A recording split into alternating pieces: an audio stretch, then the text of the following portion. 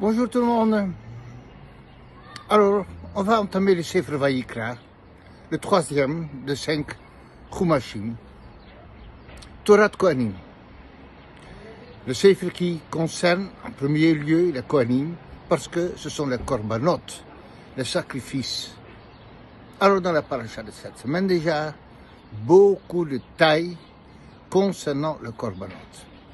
Alors ce que je vais partager avec vous, c'est une de ces fois que ce que je vais dire, c'est trop simple. Tellement simple que vous allez dire, c'est pour ça que vous consacrez 5 minutes pour nous dire ça, mais on le sait tous, mais je vais le dire quand même.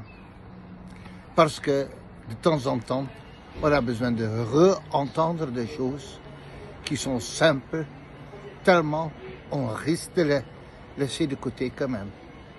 Alors, un des détails, V'chol korban minchatcha v'melach timlach. Et toute korban, offrande, v'melach timlach. Vous le salerez avec du sel. V'lo tashbit melach brit elokecha. Et il ne faut jamais cesser qu'il cesse le sel de brit de l'alliance d'Hachem. Alors, Rashi sur place, allez regarder le Rashi, il va expliquer en quoi le sel est une alliance entre Hachem et à quel endroit c'est une alliance. Le commentaire de Rashi, je vais laisser de côté un instant. Le chol korban minchatcha, quelle que soit l'offrande que tu donnes, qu'il s'agisse de bétail, qu'il s'agisse de off, de volaille, qu'il s'agisse de mincha, un sacrifice à base de farine, toujours il faut qu'il y ait du melach, du sel.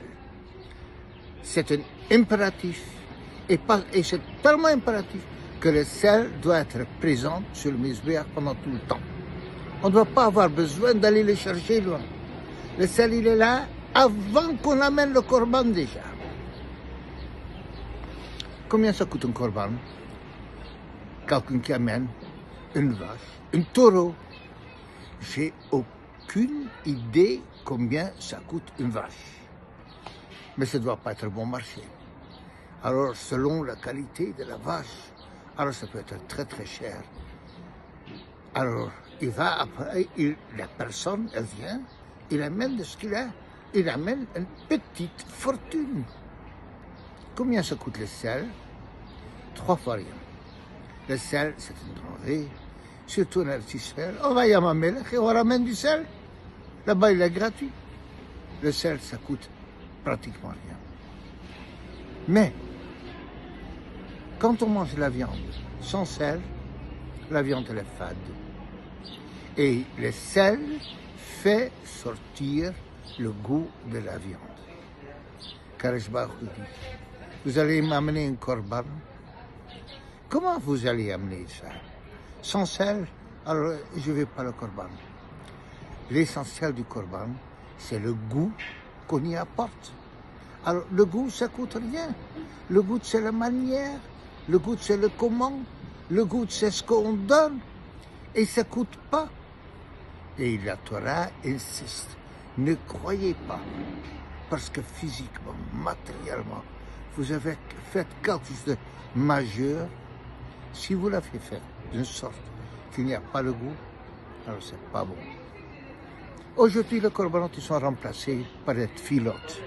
Alors on fait les tfilas.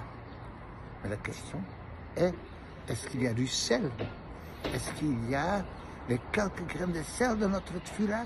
Oh vite, vite, vite, c'est fini. Je suis yotzé. Et le sel ne coûte rien. Mais c'est ça qui fait que la tfilah elle a du goût. Et qu'Akadosh Baruch Hu, il reçoit quelque chose. On fait kibbutz avim. On a des parents peut-être dans une maison bêta-avot de gérontologie.